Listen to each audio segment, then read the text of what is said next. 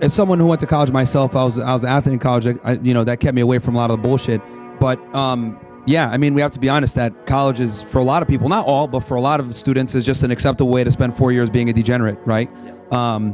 So I think for the guys, in such a competitive marketplace, guys really need to get on their P's and Q's in a very competitive job market. Degrees aren't going as far as they were before. Inflation is through the roof. I mean, I remember when I went to school, oh man, I'm showing my age here. I went to Northeastern in Boston. It was like $35K a year. Now it's like 70 to 80K. And I was like, I graduated in 2013. I'm really showing my age here. Yeah. But yeah, it's. I think guys can't really afford to fuck up in college nowadays. Yeah.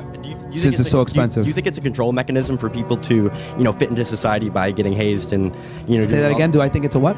Oh, a control mechanism for people to join a frat and, do degeneracy things to fit into society.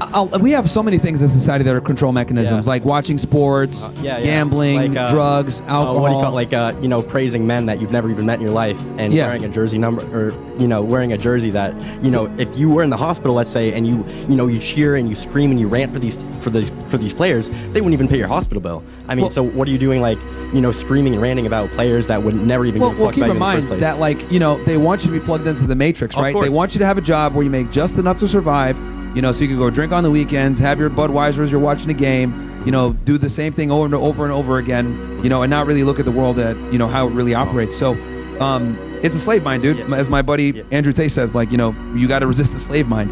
And unfortunately, a lot of guys have the slave mind.